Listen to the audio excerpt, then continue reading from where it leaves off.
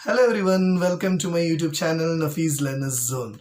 So in the previous video we had discussed about the modern periodic table, some properties of that and some tricks to remember the period elements in the periods.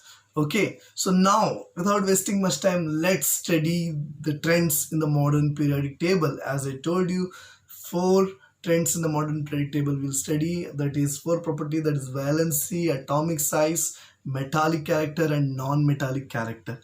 Let's see one by one. The first property is valency. So what is valency? Probably you know already. In 9th standard you had studied and in chemical reaction you had studied.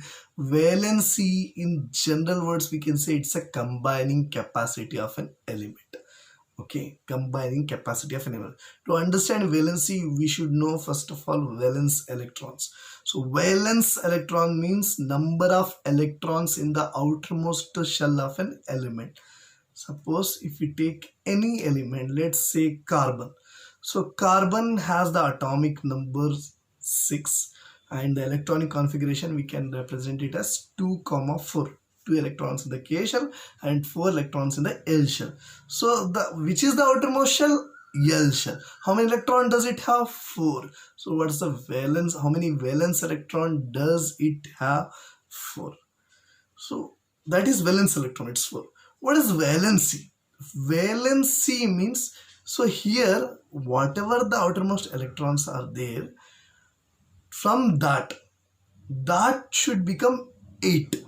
Outermost electron should become 8, means it should attain octet state. That's what the stable state of an element. To attain that octet state, how many electrons does the element has to lose or gain? Any of that. So in case of carbon it has 4, so to become completely filled it has to gain 4, or if it loses 4 it comes back to the first shell which is completely filled too, that's also stable. So its valence is 4 here. Okay, that's very simple, that's simple thing. But let's take some other thing, like let's say sodium has the atomic number 11. So its electronic configuration is 2, 8, 1. So outermost electrons are 1, that is valence electron is 1. What is valency? Valency, to reach acted state, what it has to do? Either it has to gain 7 or lose 1, which is easy. Losing 1 is easy. So what is its valency? Its valency is 1. Okay, its valency is 1. That is what is called as valency. Okay, something like if it come to aluminium, 2, 8, 3. So 3 valence electron, it can lose 3. Valency is 3. It cannot gain 5. It's difficult to gain 5. It loses 3. Why? All those we'll study in some other chapter exactly about that during bonding when we study covalent or ionic. We'll study about that. Okay. Say chlorine. Chlorine has atomic number 17, 2, 8, 7. So it has 7 electrons in the outermost shell. It means it has to lose 7 or gain 1, which is easy.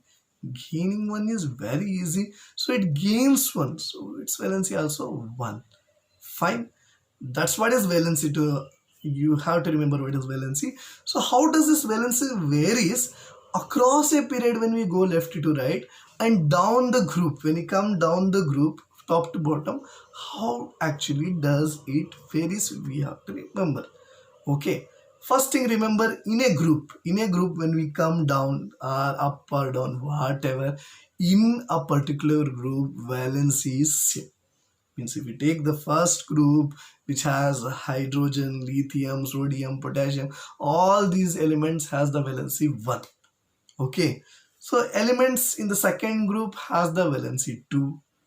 So third, you need not to worry about this D block element. Come to 13th group where we have boron, we have aluminium.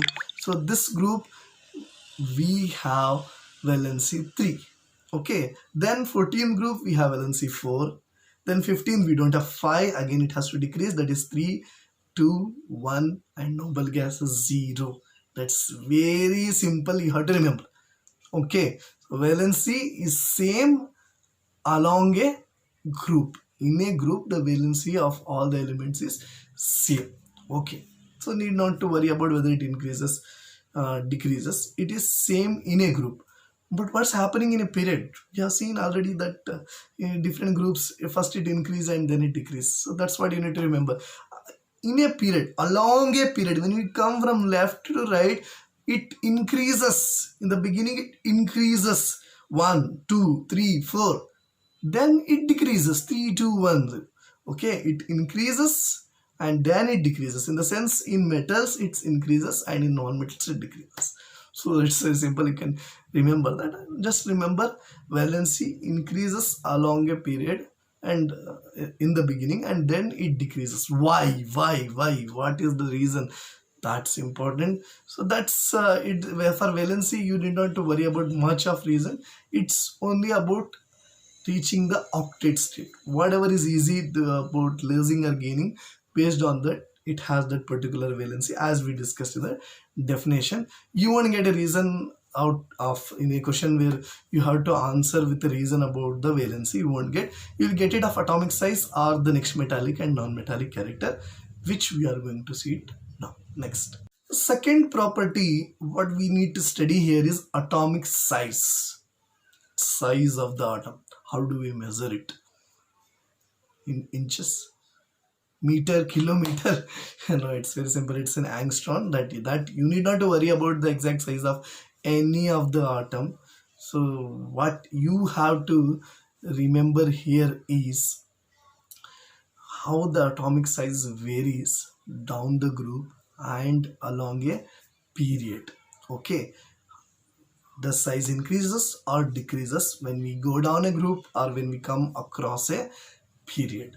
So first thing, let's very simple, let's study about the group. In a group, what happens? In a group, the atomic size increases when we go down the group. Means, let's take the first group itself, that is hydrogen, lithium, sodium, potassium.